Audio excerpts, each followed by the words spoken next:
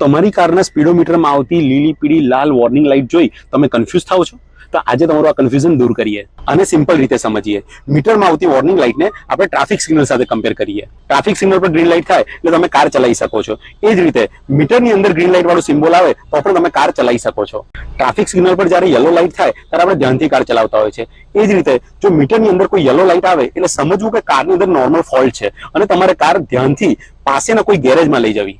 અને traffic signal પર જેમ રેડ લાઇટ હોય અને આપણે કાર રોકી દઈએ છીએ, એ જ રીતે જો મીટરની અંદર રેડ સિમ્બોલ વાળી લાઇટ આવે તો સમજવું કે કારની અંદર મોટો ફોલ્ટ છે, કાર તરત જ સાઈડ પર રોકી દેવી અને પાસેના ગેરેજ વાળાનો કોન્ટેક્ટ કરવો. કેમ કે આ 3 રેડ વોર્નિંગ લાઇટ કાર માટે ખૂબ જોખમી છે. પહેલી છે આ એન્જિન ઓઇલ વોર્નિંગ લાઇટ.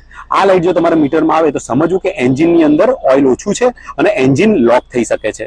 અને બીજી છે આ કુલન્ટ ટેમ્પરેચર લાઇટ. જો આ લાઇટ તમારા મીટરમાં બતાવે તો સમજવાનું કે એન્જિનમાં કુલન્ટ ઓછું છે, એના લીધે એન્જિન ઓવરહીટ થઈ શકે છે અને ફેલ પણ થઈ શકે છે. અને ત્રીજી છે આ રેડ કલરની ચેક એન્જિન લાઇટ. જો આ તમારા મીટરમાં દેખાય તો સમજવું કે એન્જિનમાં મોટો ફોલ્ટ છે અને એન્જિન ફેલ થઈ શકે છે.